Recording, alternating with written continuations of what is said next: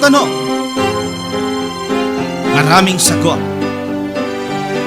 Maraming haka-haka at maraming mga katha. Nagsasalimbayang mga paliwanag. Gaya ng hangin ng aral na nagdadala sa tao sa magkabi-kabilang paniniwala. Ngunit, isa lamang ang dapat matanghal. Ang sagot ng Biblia.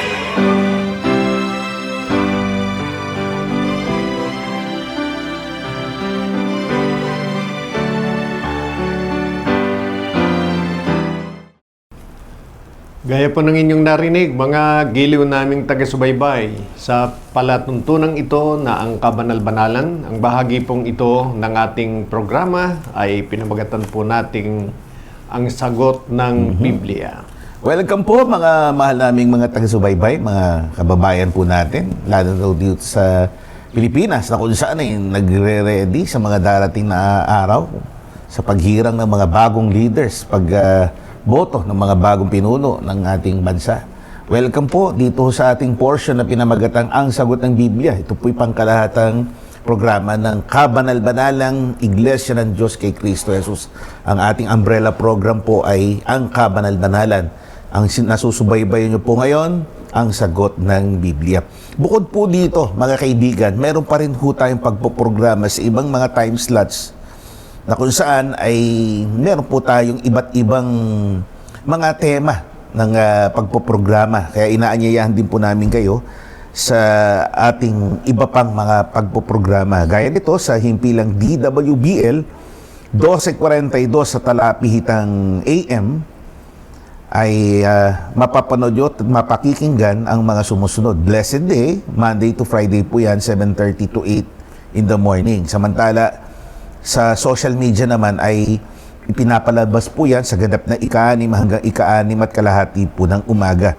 Itong portion na ito, Ang Sagot ng Biblia, every Sunday po yan, 4 to 5 ng tanghali o ng hapon. The Climb, Sundays po yan, 7 to 7:30 ng gabi. Kasunod po niyan ay Likhawit, 7:30 to 8. Ang Kabanal-Banalan, Mondays, Wednesdays, and Thursdays, 7 to 7:30 po yan. Full Life, Tuesdays and Fridays, 7 to 7:30 in the morning o in the evening. Ang Sagot ng Biblia, 7 to 8 in the evening. So inaanyayahan po namin din kayo. Incidentally, ay anniversary po ng Iglesia. Ang pagkakatatag po nito sa Pilipinas, we are celebrating our 103rd year anniversary ng pagkakatatag nga, establishment nito sa Pilipinas. Although sa Pilipinas, we are taking root. Nag-ugat po ito sa original na iglesia na itinatag po sa Judea noong taong 33 AD. So sa mga ibig pong magpadala ng kanilang mga mensahe via text messaging, ito po ang ating mga numero. 0927-140-3782, 0927-140-3782, 0909-5555009, 0909-5555009, 0991-419-2027, 0991-419-2027. Ang ating website ay mostholychurch.com. Na-mention ko ho kanina yung ating pagpipremiere din sa ating social media pages. Ito po ating mga social media pages. Ang Meta o Facebook ay MHC Media, Most Holy Church Media. Ang Kabanal-Banalan, yung pong dalawang Facebook accounts natin. Samantala sa YouTube naman, The Most Holy Church. Ang punong tanggapan po ng Kabanal-Banalang Iglesia ay nasa puso ng Maynila. Yan pong address natin, number 688 Rahabago Street, Gagalangin, Tondo, Manila. Sa mga nag-wonder, under renovation, baka nakita nyo, pwede na ho. Meron na ho tayong services po sa nasabing mismong central office ng Kabanal-Banalang Iglesia. Kami po ang inyong mga lingkod at kapatid na Gabriel, Brother George Quirino. Kasama po natin sa paglilingkod na ito, minamahal nating kapatid na Yuziel, kapatid na Danilo Francisco. Salamat po, kapatid na Gabriel. Opo. At sa inyo po na aming mga taga-subaybay sa programang ito. Salamat sa pagkakataong kaloob niyo sa amin. Salamat sa Diyos na nagpapahintulot na magkasama-sama tayong palagi at kami po'y makapaglingkod sa inyo sa paraang ang inyong mga tanong ay tinutugon o sinasagot sa pamamagitan ng Biblia. So tayo na po at magtungo na po tayo sa prepared questions, mga naipadala, mga nabasa po nating mga posts or comments dito sa ating social media pages. Paano po ba tinatanggap ng kabanal-banalan o ng iglesia ang mga Dead Sea Scrolls? Paano tinatanggap ng ang kabanal-banalan natin, kapatid na Yushel, ang Dead Sea Scrolls? Dead Sea Scrolls. Ito Opo. yung mga kasulatang sinulat na mano-mano Opo, na natagpuan sa sa nasabing lugar. Ito ay nasa parang dalampasigan po ito eh. Sa lugar na pinamagatang Dead Sea, malapit po dun sa dalampasigan na yaon.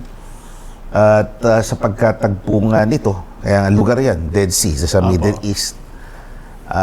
Medyo, kaya Dead Sea, hindi ho kayang mabuhay ng aquatic animals ho dyan. Kasi medyo, ang tanda ko, yung sediment ho talaga dyan, hindi kayang humawak ng buhay. It cannot hold life doon sa lugar nga, tinawag na Dead Sea. So, doon sa lugar na yon, may natagpuan para pinagtaguan ng mga scrolls. scroll, yung balumbon. Kasi noon, wala hong printing press.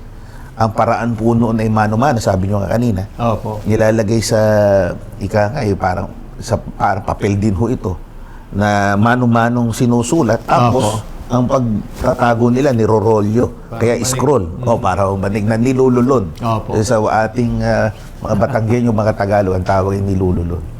So, paano natin tinatanggap niya ito, kapatid na Yushel, itong Dead Sea Scrolls? Sa amin pong pananampalataya, yan bahagi ng katunayan na talagang ang Biblia po ay napakahalaga at ang Biblia ay hindi po basta aklat. Kundi ito po yung mga aklat na bagaman ang tao ang kinasangkapan ng Diyos para ito'y mabuo. Ito'y isang aklat na kung tawagin po ay aklat ng Panginoon. Gaya po ng ating mababasa sa Isaiah 34:16. Inyong saliksikin sa aklat ng Panginoon at inyong basahin. Kahit isa sa mga ito ay hindi magkukulang. Walang mangangailangan ng kanyang kasama sapagkat iniutos ng aking bibig at pinisan sila ng kanyang espiritu. Yan po. Yan ang atin pong nabasa ay katunayan na talagang ang Biblia po ay aklat ng Diyos at hindi po kontra dito yung mga nakitang kasulatan doon sa Dead Sea. Sa halip, yun po ay nagpapatotoo na talagang yung sinabi ni Propeta Isaias ay talagang katotohanan. Opo.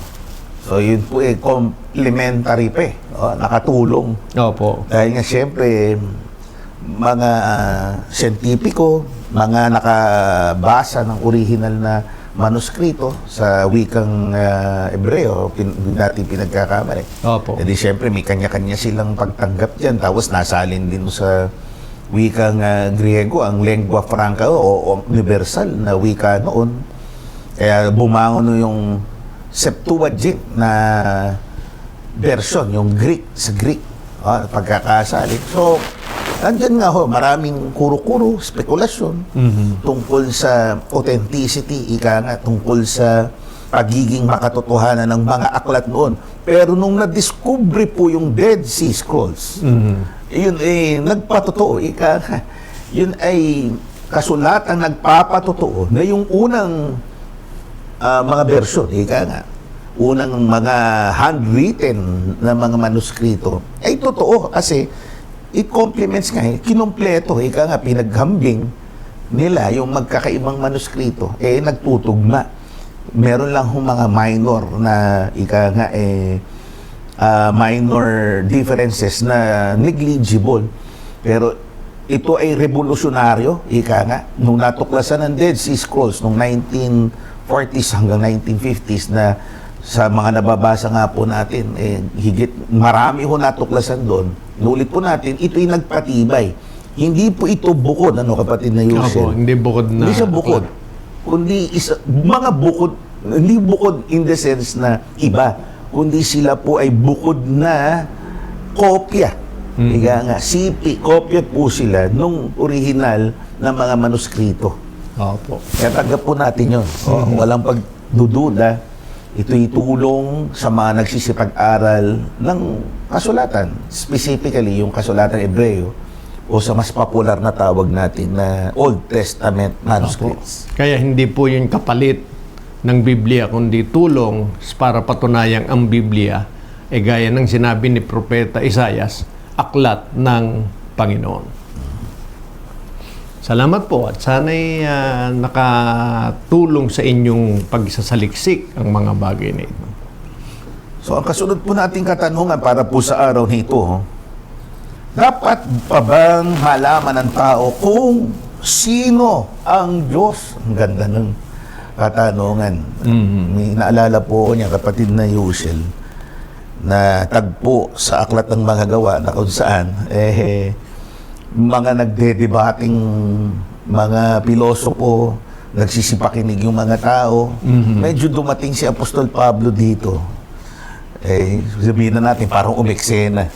O kayo nag-uusap sa marami, kayo'y nagpapalitan ng kuro-kuron, mga kaalaman, mga thought leaders kayo ng mga panahon na yan. Tapos merong isang puwang, ika nga maraming mga Diyos sa paligid nila, mga rebulto. Tapos merong isa na parang bakante.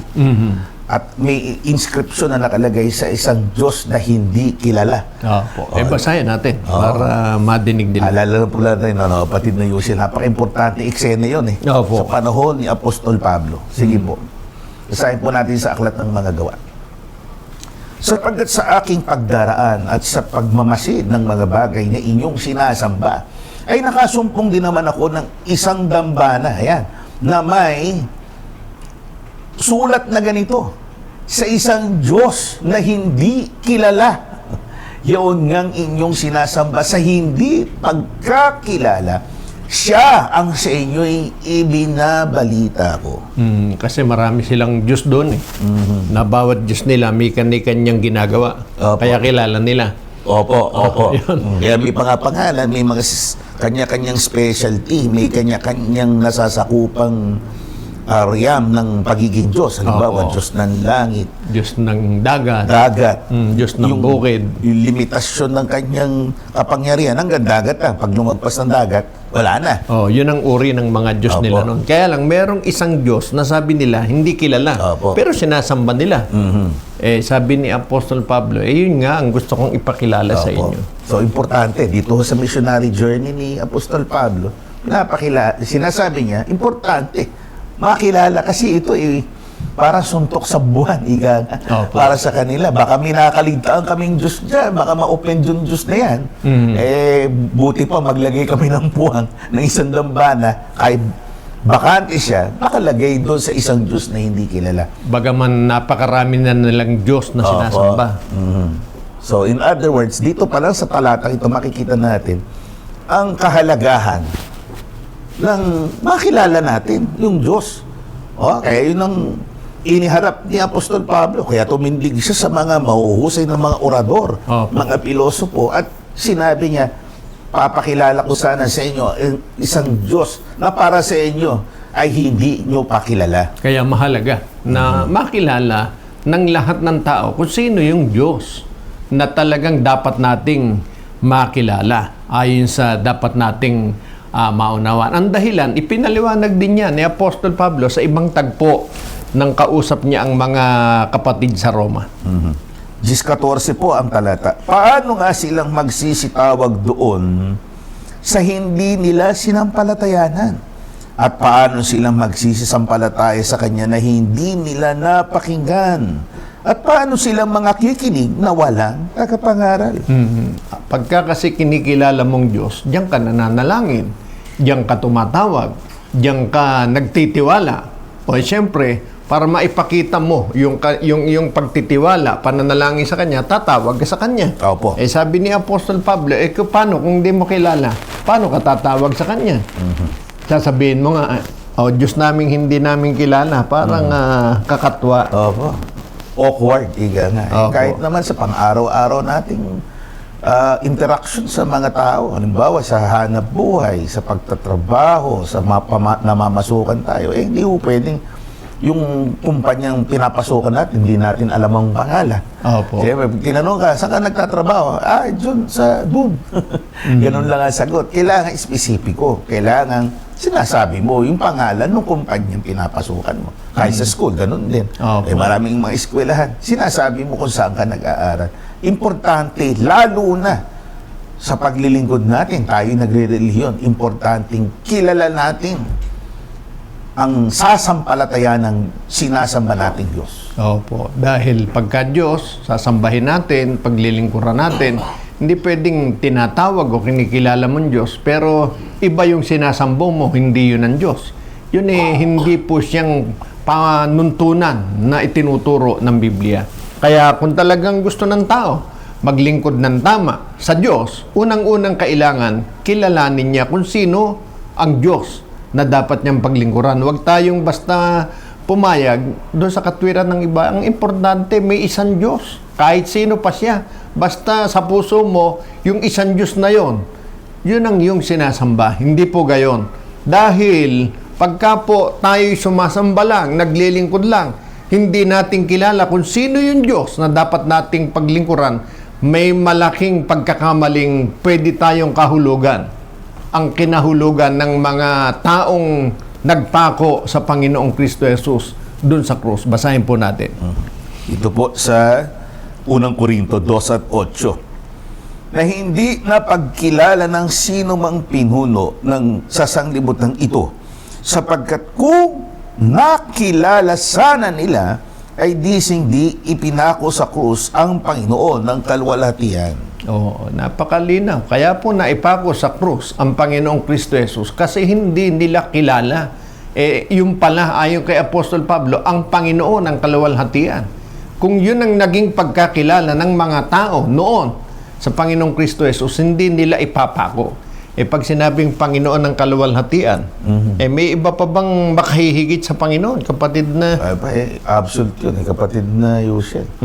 Lord, Master of Glory, wala nang, kung nakilala ng gayon, hindi sinubject sa ganong kahihiyan. Opo, ang alam ng mga taong nagpako sa kanya, sabi niya, nagpapakunwari kang Diyos Tao ka lang kaya yung pagkaalam na si Kristo, hindi Diyos, yun po ay mamumunga ng malaking pagkakasala sa Diyos. Dahil, maliwanag po yan, yun ang kasalanan, unang-una sa puso, sa isip, nung mga nagpako sa kanya sa krus. Hindi siya nakilala. Ano ba? Talaga siya. Maliwanag po. Siya ang Panginoon ng kaluwalhatian. Kaya, hinahanap ba natin? Gusto nating makilala kung sino ang sasambahin natin, sino ang Diyos natin? Yun po ang ipinako sa krus ng mga Hudyo na hindi nila nakilala. Derbiar, nulit po natin, na Yusel. Importante, yun ang pinaka-pundasyon, ika nga sa totoo lang. Opo. Pundasyon ng paglirelihiyon, paglilingkod mo sa Diyos, kailangan kilala mo ang sinasambang mong Diyos. Opo. Na ito nga ay ayon sa turo ng Biblia, ito mismo ay ang ating Panginoong Kristo Jesus. Opo. Salamat po. So, meron tayong short break muna, kapatid na Yusel. Bigandaan po natin ang tinig ng ating isang mang-aawit, one of the singers ng Kabanal-Banalang Iglesia. Ito po ay si Brother Jose Paul Belisario ng Valenzuela City. Siya po ay member ng tawag po natin parang special choir or mana choir ng isang tawag po ay regional na division. Ang pangalan po o ang pamagat ng kanyang awitin ay Another Chance. Let us all welcome Brother Jose. Kapayapaan po sa mga sumusubaybay sa programang Ang Sagot ng Biblia. Ako po si kapatid na Paul Belisario, maglilingkod po sa inyo sa pamamagitan ng mga original songs namin sa Most Holy Church na tinatawag na Likhawit. Minsan nakakalimutan nating walang hanggan ng pagmamahal at awa ng Diyos. Sa kabila ng ating mga pagkukulang, lagi siyang handang magbigay sa atin ng isa pang pagkakataon. Ito pong Another Chance ay isang awit ng pag-asa at bagong simula. Halina't ipagdiwang natin ang katapatan ng Panginoon na palaging nagbibigay sa atin ng isa pang pagkakataon.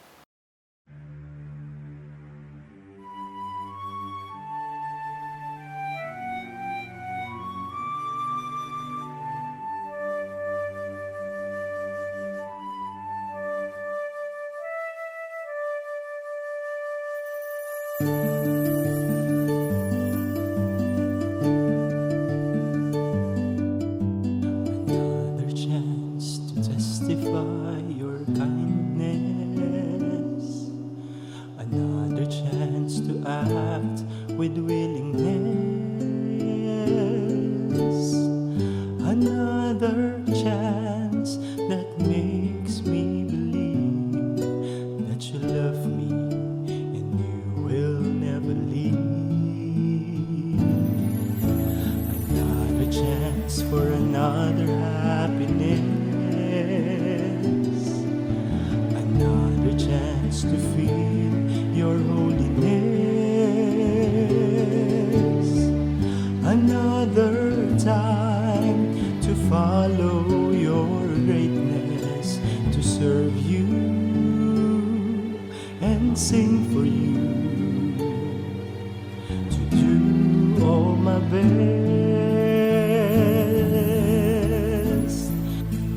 I will never waste this opportunity. Another chance like a gift to me. Thank you, Lord, for all the things you gave that qualifies me and covers my disgrace. Reasons to prove my loyalty, to serve and to love you endlessly.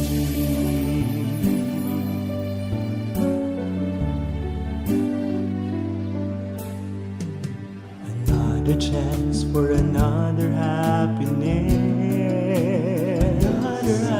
Another chance to feel your holiness.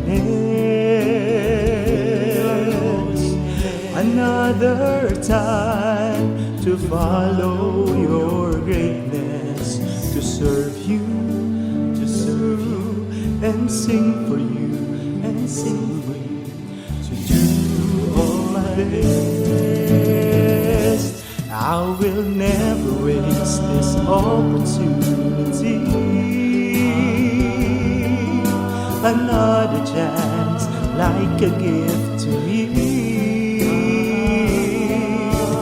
Thank you, Lord, for all the things you gave that qualifies me and covers my disgrace. Reasons to prove my loyalty, to serve and to love you endlessly. Another chance to reach your principles. Another chance to preach your holy word. Please use me, Lord, to proclaim your love in the world, to be acceptable to you.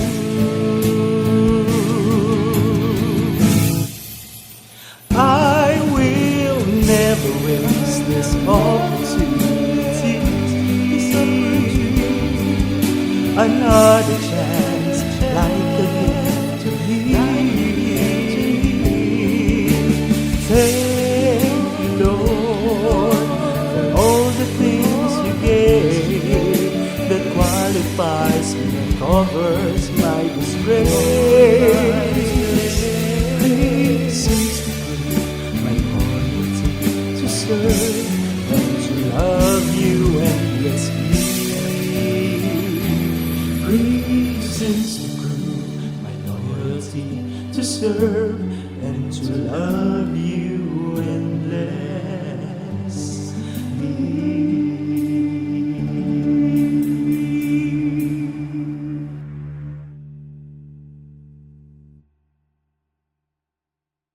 Medyo hawig sa boses ng tatay, ano?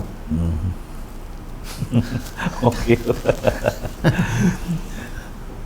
Salamat po, brother, sa inyong napakagandang tinig. So we will still be hearing from him in a while, mga kaibigan at mga mahal naming mga taga-subaybay. So ang kasunod pong katanungan, if you may, kapatid na Yushel, Opo. sino ba ang taong pinagpala ng Diyos? Napakaganda ko ng tanong to. Sino ba ang tunay o taong pinagpala ng Diyos? Maraming iniisip ang tao na pinagpala o kaya ay mapalad. Mas madalas po isipin nila pagka ang tao ay maraming pera, Opo. pagka mayaman, yun ang iniisip nilang mapalad. Pero sa turo ng Panginoong Kristo Jesus, kung sino ang talagang mapalad o pinagpala, basahin natin. Darito po sa Lucas 11, 27 hanggang 28. At nangyari na nang sinasabi niya ang mga bagay ni ito, ang isang babaeng mula sa karamihan ay naglakas ng kanyang tinig at sinabi sa kanya, "Mapalad ang tiyang sa iyo'y nagdala at ang mga dibdib na iyong sinusuhan."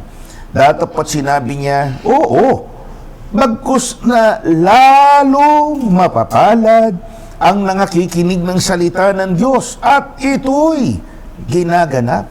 O yan, yun ang lalong mapalad. Kung merong tinatawag na mapalad yung mga tao sa mundong ito, na hindi naman natin tinatanggihan na mapapalad ngayon dahil sa naging sagana sa buhay na ito. Pero yung lalong mapalad, ang sinasabi natin, kung sino yung ipinahayag ng Panginoon. Na ito nga po, yung nagkaroon ng pagkakataon na tulad po nyo ngayon, nakikinig ng salita ng Diyos at sa isang takdang panahon ay masusumpungang ito'y ginagawa. At ito'y mismo'y pinatotohanan ng Biblia, ano po, kapatid Opo. na Yushel, na narinig naman natin, naipamagat yan, na idugtong na sa pangalan ni Maria, Blessed Mary. Opo, dahil niisip nila si Maria, dahil dun sa ibinigay na karangalan sa kanya, bunga ng siya pinagtiwala ang maging tagapagsilang Opo. ng pumaritong Diyos na nagkatawan tao. O, nung laman na ginamit niya, nung siya magkatawan tao, Opo. siya lang yung nagkaroon ng ganong kapalaran. Opo. Pero sabi ng Panginoon, kung ganon man tinitingnan ng tao, yung palad na napasa kay Maria, may higit pa doon. Opo. Na ito nga, yaong mga nangakinig, ibig sabihin, ninamnam ang mga salita ng Diyos, sinampalatayanan. Kaya ito'y nagagawa. Pagkatapos yung ginaganap. Kaya wag po tayong papayag na sa ating isip, sa ating kalooban, nakikinig lang tayo. Pero wala tayong intensyon na ganapin yung mga aral ng Diyos na ating pinakikinggan. Kumbaga, nagagandahan lang tayo, pero parang nagiging libangan lang.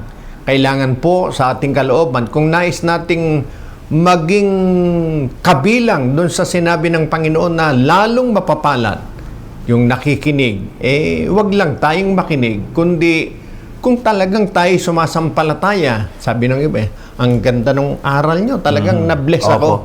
Ang pagiging blessed sa aral, kung ito po ay ating ginagawa. Opo.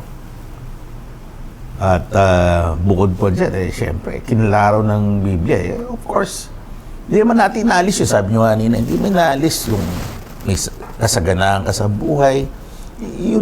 Minsan, pag dumarating ngayon, ikaw na mismo nararamdaman ng emosyon mo, sinasabi mo, I'm truly blessed. I have everything that I need. Nakakakain ako ng 3 beses sa isang araw. Ako ay naitataguyod ko ng aking pamilya, na-secure ko na ang future ng aking mga anak, etc. etc. Pero, merong higit pa nga doon.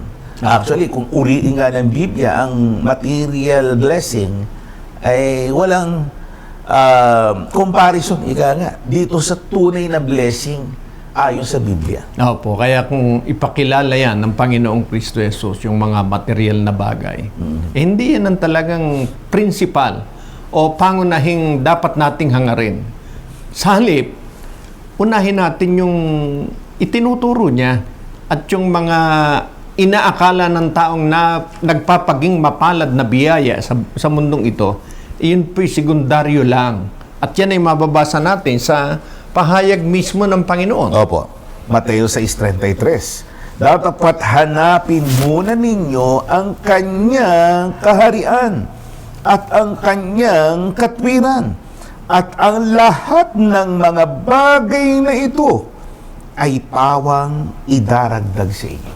Yan. Kung minsan nag-iisip ang tao, ano ba ang paraan para ako naman ay maging kagaya ng aking kapitbahay na kahit paano, kung siya man ay nakakotse, magkaroon man lang ako kahit bisikleta. Opo. Ang turo ng Panginoon tungkol sa mga bagay na ukol dito sa sanlibutan, idaragdag yan.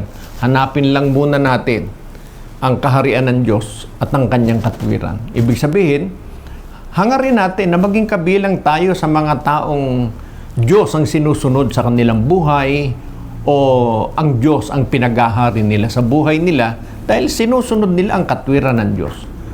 Tungkol sa mga bagay na ating kailangan, sabi ng iba, yung mga primary needs, Opo. idaragdag na lang ng Diyos yun. Yun po, yun yung sinasabi dito ni Kristo na ating Panginoon. Dagdag po yan. It's not Opo. really the primary blessing na dapat ariin natin. Although, syempre, tanggapin natin, ulit po natin. We should receive, acknowledge yung physical, yung material blessings, galing sa Diyos yan. Pero, ayon nga sa nabasa natin, may higit na pagpapala yung pagkatagpo ng kaharian ng Diyos. Sa makatwid, ang matagpuan, mapabilang ka doon sa kaharian. Kaya nga tinawag na kaharian yun eh. You should belong to that kingdom. Masakop ka ng nasabing kaharian, and when you became a part of that kingdom, yung mga material blessings ay pawang bonuses lang. Dagdag lang po yun, kapatid na Yusuf. Opo.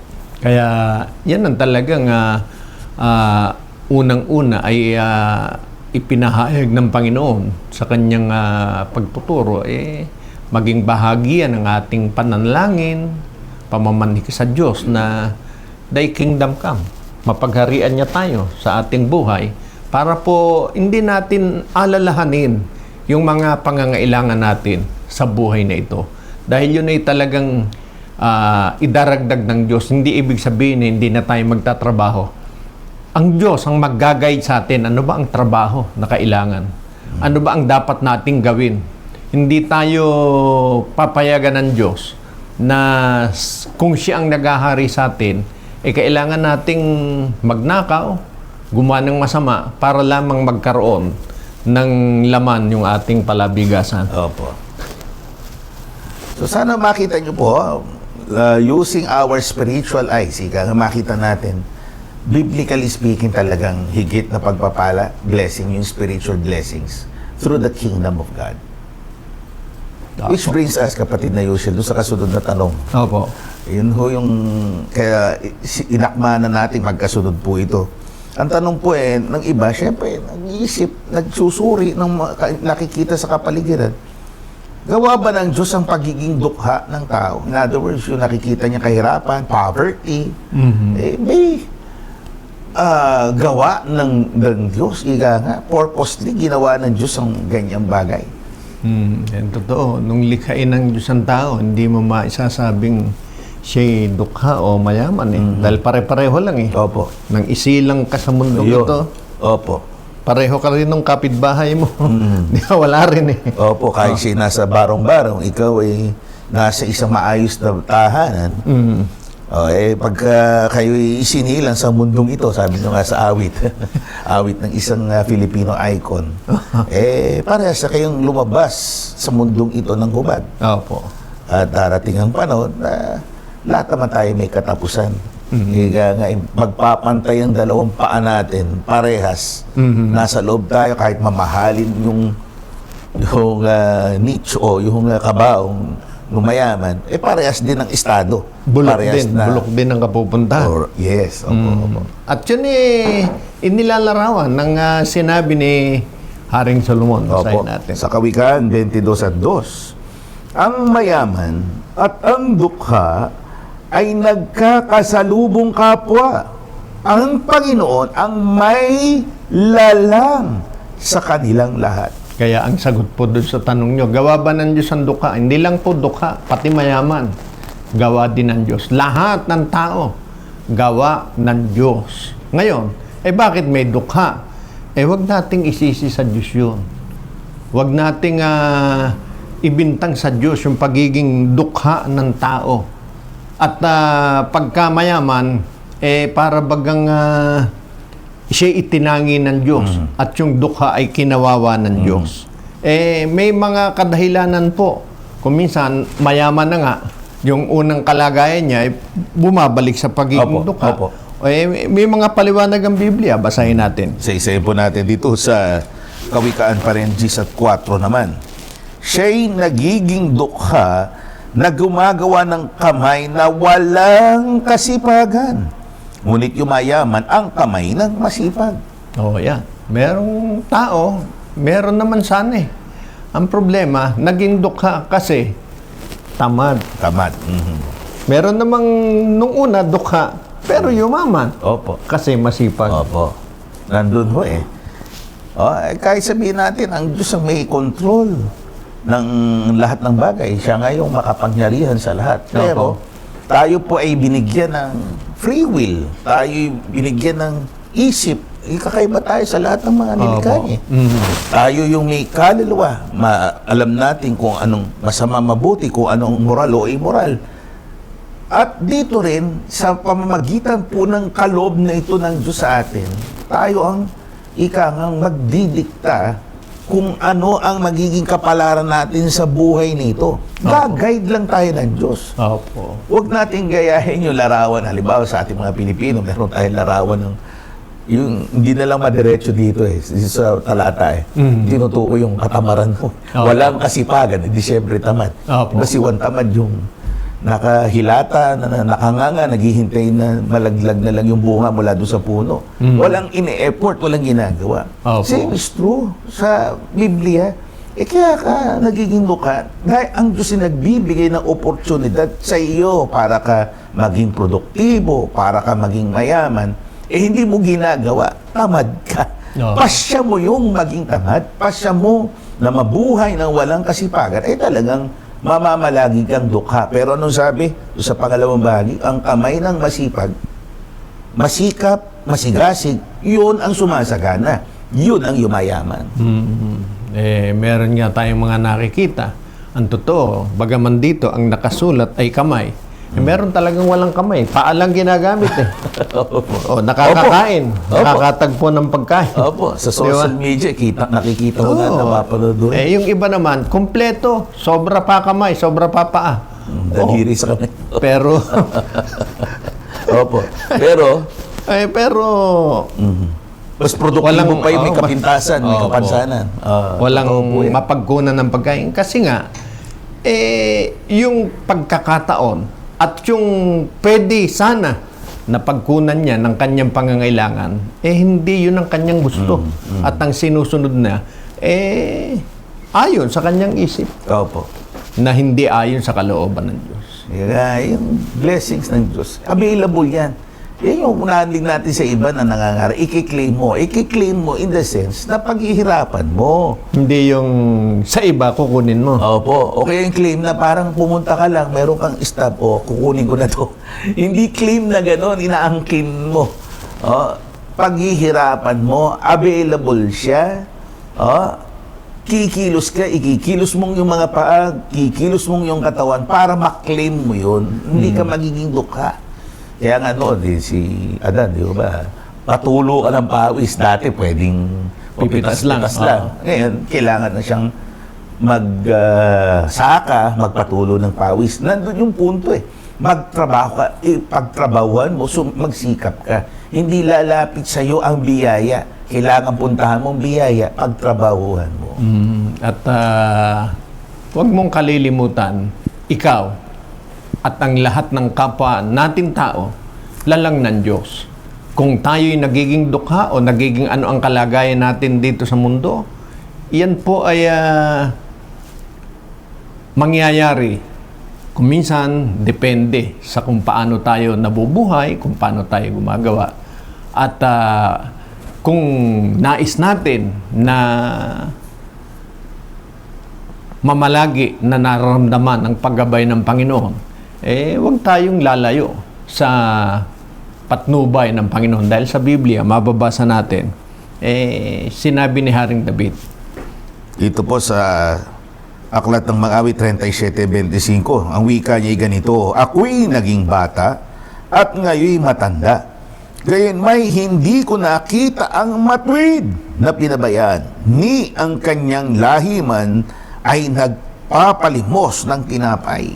yan. Yan ang matuwid. Yan ang lingkod ng Diyos. Yun ang tinutukoy na matuwid. Yung talagang una, kumikilala sa Diyos. Pangalawa, yung Diyos na kinikilala, pinaglilingkuran niya talaga. At yung bawat pagkakataon na pwede siyang gumawa para magkaroon ng kanyang pangangailangan, hindi niya pinalalampas. Ginagamit niya yung talento na kaloob sa kanya ng Diyos, yung lakas na ibinibigay sa kanya ng Diyos, yung panahon na sumasa kanya, ang gayon ay lumalakad ng matuwid at kailanman ay hindi pababayaan ng Diyos. So there we are. Kaibigan, sana maintindihan at maunawaan po natin, sampalatayanan po natin yan. Maging gabay po yan sa ating pagpupursige, pagsisikhay sa buhay nito. We will have another short break. Pakinggan natin muli si Brother Jose. Ang awitin niya ngayon ay Praise the Lord. Kapayapaan pong muli sa mga sumusubaybay sa programang Ang Sagot ng Biblia. Magandang araw po ulit sa atin. Narito ang isa pang awitin na magpapaalala sa atin ng kadakilaan ng Diyos. Sa kabila ng anumang pagsubok, lagi siyang karapat-dapat sa ating pagpupuri. Naway sa awit na Praise the Lord ay magbigay ng lakas at pag-asa sa ating puso. Halina't sama-sama tayong magpuri at itaas sa kanyang pangalan.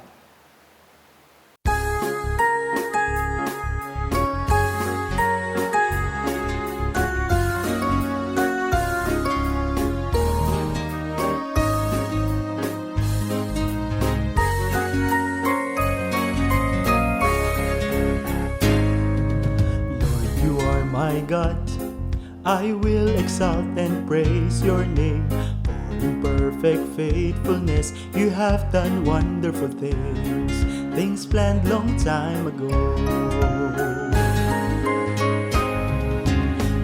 You are my God, I will exalt and praise your name. For in perfect faithfulness you have done wonderful things, things planned long time ago. Praise the Lord, give thanks to the Lord, for He is good, His faithful love endures forever. Praise the Lord, give thanks to the Lord, for He is good, His faithful love endures forever.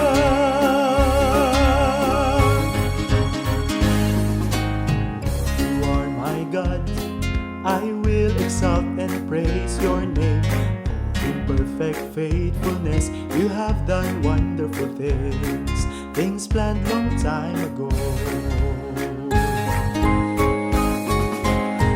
You are my God, I will exalt and praise your name.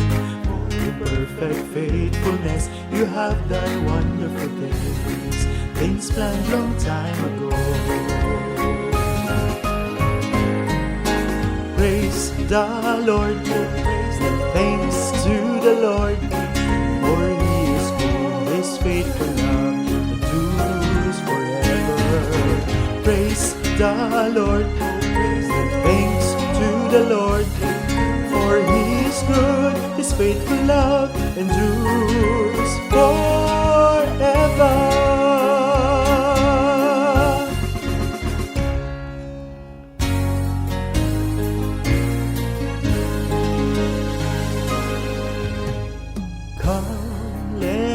Worship and bow down, let us kneel before the Lord our Maker.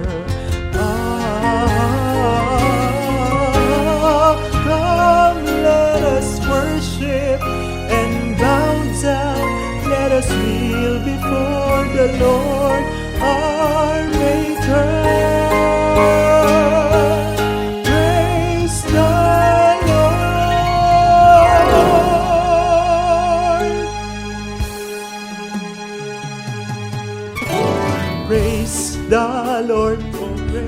thanks to the Lord, for He is good, His faithful love endures forever.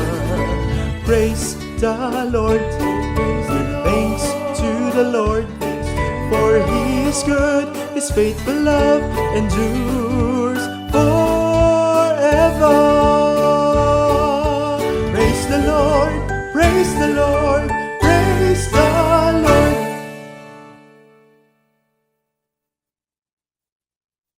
Thank you, Brother Jose. At magkita-kita tayong muli. Saan man tayo muling magkikita sa mga pasalamat na darating. Incidentally, nabanggit ko yan, this time ang ating anniversary will be held in different locations. O, mga kaibigan, sa mga kaibigan nyo po, kakilalang mga kapatid sa iglesia, if you wish to join us, please tell them para makasama po namin kayo sa celebration dito sa Gawing Laguna.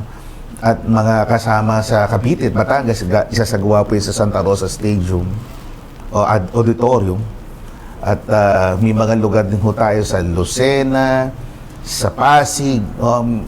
Sumabaybay po tayo. At we will be celebrating our 103rd anniversary ng establishment o foundation po ng Kabanal-Banalang Iglesia.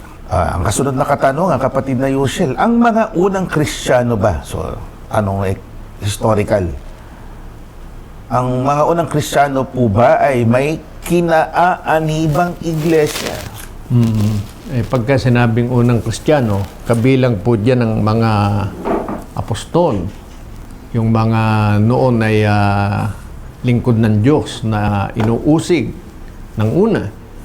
Sigurado po tayo na may iglesia na kinabibilangan po sila. At yan ay mababasa po natin sa isinulat na epistola ni Apostol Pablo. Dito po, unang Korinto 12:28. At ang Diyos ay naglagay ng ilan sa iglesia. Una-una yung mga apostol, ikalawa yung mga propeta, katlo yung mga guro, saka mga himala, saka mga kaloob ng pagpapagaling, mga pagtulong, mga pamamahala, at iba't ibang mga wika. O yan, napakalinaw po naman. Gaya ng atin pong nadinig, ang mga apostol, hindi po kanya-kanya, kundi may pinaglagyan sa kanila. Sa katotohanan, sila yung unang inilagay. Pero hindi sila lang. May mga kasama pa sila tulad ng mga noon ay inaaralan ng mga apostol at ng Panginoong Kristo Jesus. Kaya yun yung tinatawag na Kristiyano. At kung sabihin ni Apostol Pablo, yan ay nasa iglesia. May kalipunang kinabibilangan, yun ang ibig sabihin. Opo. Hindi po sila, sabi ng iba, basta ako, direkta ako sa Diyos. Pero napatatawag siyang Kristiyano. Ang Opo. Kristiyano po, may kalipunang kinabibilangan. Talagang formal membership, ano po? Opo. Kasi yung iba, yung contention ng iba, okay na yun kahit wala ka nabibilangang iglesia. Sekundaryo lang, sekundaryo. Ang pagmemiyembro namin sa church, just for the sake of fellowship. Yun lang. Dahil nakasulat sa Biblia, Hebreo 10:25, yung huwag niyong pabayaan ang inyong pagkakatipon sa wikang English, fellowship. Opo. Diba? O, kailangan ng fellowship. So, I should belong to the church. Pero hindi yun yung motibo ng iba. Hindi yun ang sinasampalatayanan nila kung bakit sila nag-i-iglesia, nag-member na iglesia. Dahil kailangan. Hindi dahil sa fellowship lang. Sa Biblia, kita nyo, idinagdag, isinangkap po sa iglesia ang mga mananampalataya. Basahin natin yun. 2:46 o 7 ng aklat ng mga gawa sa wikang English, mababasa po natin King James Version. Praising God and having favor with all the people, and the Lord added to the church daily such as should be saved. Pinapupurihan ng Diyos, nakasumpong ng biyaya sa lahat ng mga tao, at ang Panginoon ay nagdagaan niya, dinagdag, isinama sila araw-araw ay nagdagdag sa iglesia sila na inililigtas. Yan. Napakalinaw niyan, di ba? Hindi maaari na nagkiklaim ka na iniligtas ka ng Diyos. Ligtas ka na. Pero wala kang church na doon ka idinagdag. Hindi mo kinikilalang mahalaga yung church na doon ka dapat mapabilang. Maliwanag nga po sa Biblia, yung mga inililigtas ng Diyos at yung mga karapat-dapat sa pagliligtas ng Diyos added to the church. Idinaragdag sa iglesia. Ano yung iglesia? Kalipunan ng unang-unang miyembro nito, mga apostol. Yung kinabibilangang church ng mga apostol, dun din inilagay yung mga patuloy na nadadagdag na mga lingkod ng Diyos. Yun ang nasusulat sa Biblia. Kaya sinasabi mo ba na ikaw ay lingkod ng Diyos, iniligtas ng Diyos? Dapat po, hindi sa sarili mong paraan, kundi maging kabilang ka. Hanapin mo yung church na doon inilalagay ang mga lingkod ng Diyos. At sa Biblia, yun ang tinatawag na Kristiyano. Hindi ka magiging kabilang doon sa tinatawag na Kristiyano na ayaw mong pumayag na maging kabilang sa church na kinaaaniban ng mga apostol. At yan ay matitiyak natin. Ito, sa mismo aklat o sa kilos ika ng Acts of the Apostles 11:26, aklat ng mga gawa. At nang siya'y kanyang nasumpungan o masumpungan ay kanyang dinala siya sa Antioquia. At nangyari, nasa buong 1 taon, sila'y nakisama sa iglesia at nagsipagturo sa maraming tao. At ang mga alagad ay pinasimulang tawaging mga Kristiyano sa Antioquia. O yan, napakalinaw. Sino yung tinawag na Kristiyano? Yung bang hindi kasama sa church? O yung hindi kasama sa iglesia? Hindi po. Si Apostol Pablo, nung una, inuusig niya ang iglesia, yung mga lingkod ng Diyos. Pero dumating yung time, naging kabilang siya dun sa mga inuusig niya. Kung tawagin ng Biblia, yun nga yung iglesia. Yung iglesia na yon na nandun yung mga alagad, tulad ng mga apostol, yun din ang tinawag na mga Kristiyano. Kaya, hindi po maaaring sabihin ng tao, ang mahalaga ako kumikilala kay Kristo, Kristiyano ako, hindi ko kailangan yung church. Maaari pong nasasabi nyo lang yan kasi hindi nyo naintindihan talaga ang sinasabi ng Biblia. Pero kung sasampalataya tayo at maunawaan natin ang kalooban ng Diyos, ikagagalak po natin na matagpuan yung church, yung iglesia, na doon po naging kabilang ang mga apostol at mga unang Kristiyano. Doon din natin nanasaing makasama upang maging kabilang tayo sa tinatawag ng Biblia na mga Kristiyano.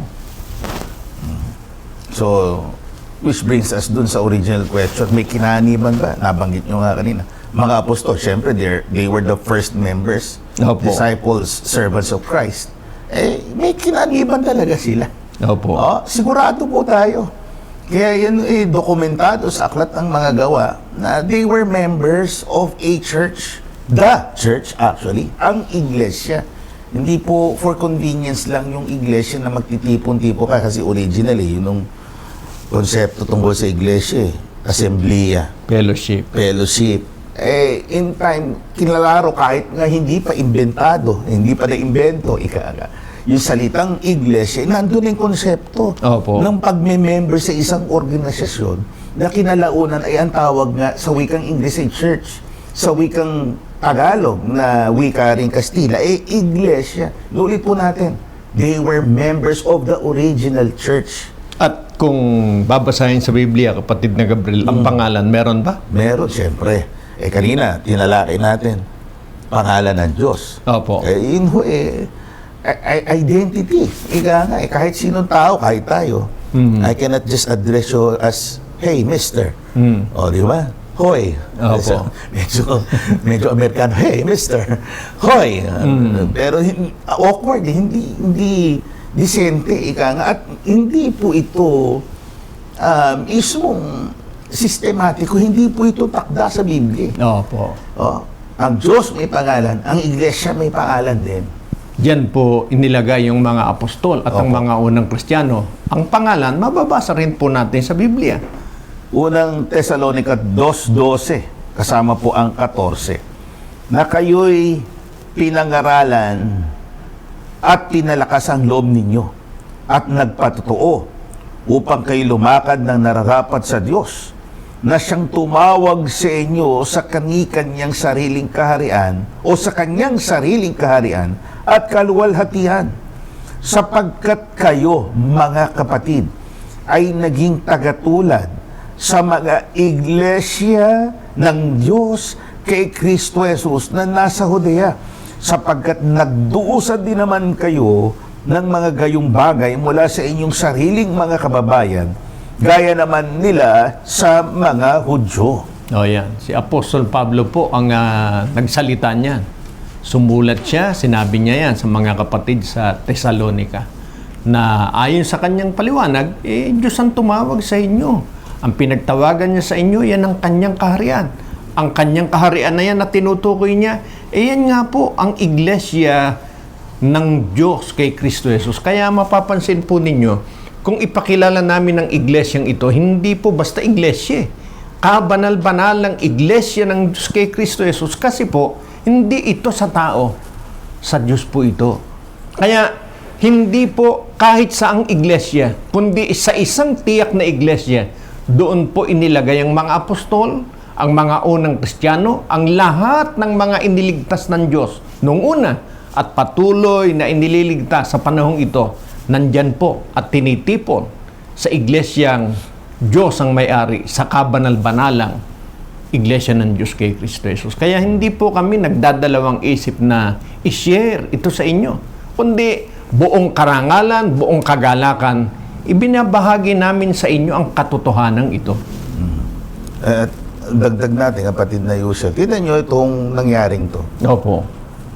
Ang iglesia umiiral na, yun, tinukoy nga ni Pablo, sa Judea, in Judea, the Judean province, although ito ay Israel na itself, naging probinsya lang ito ng imperyo ng Roma. So, umiiral na ho yan doon, mga kaibigan. And after that, merong nagpakilalang ilang kinadun daw original ang iglesia natatag, halimbawa sa Roma.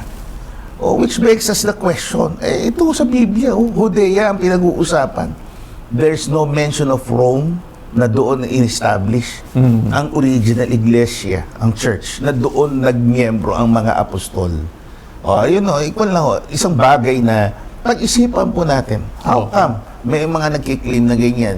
The original church was established in Rome. No, may beg to disagree. And not on a personal level, kundi mismong Biblia nagsasabi, the original church was established there. Doon sa kung saan nangaral si Kristo dito sa lugar ng pamagatpoy Judea.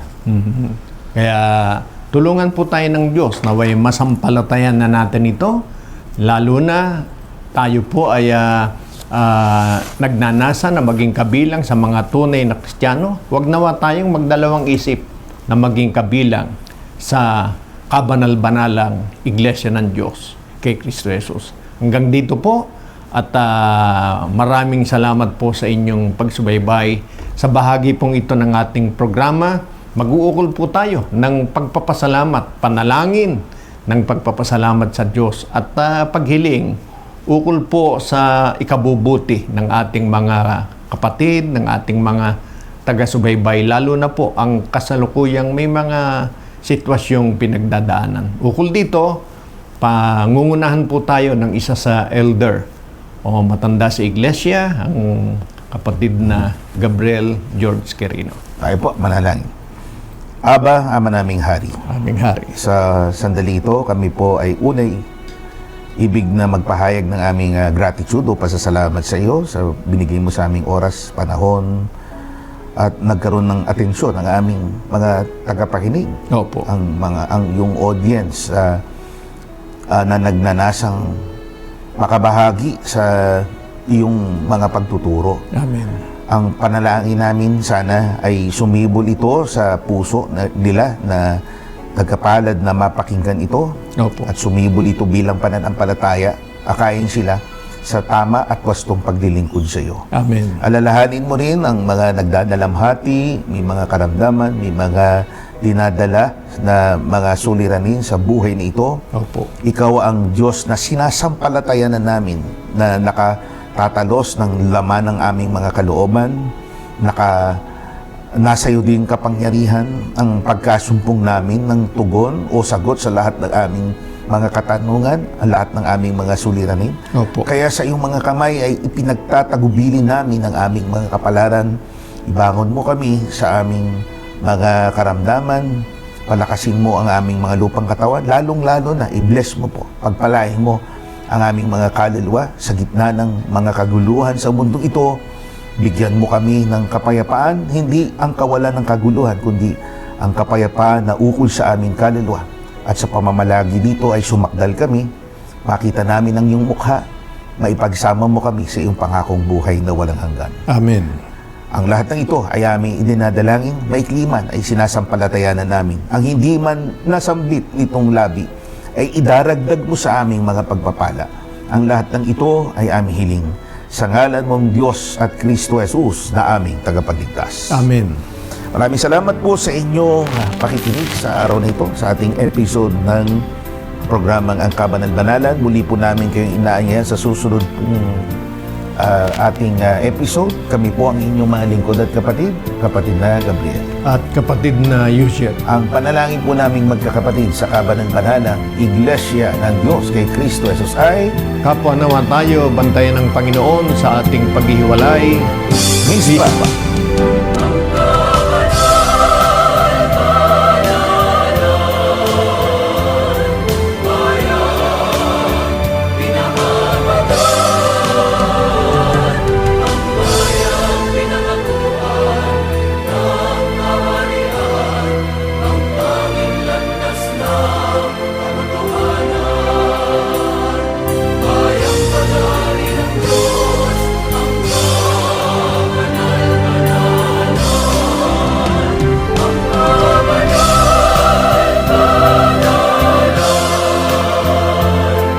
Fire.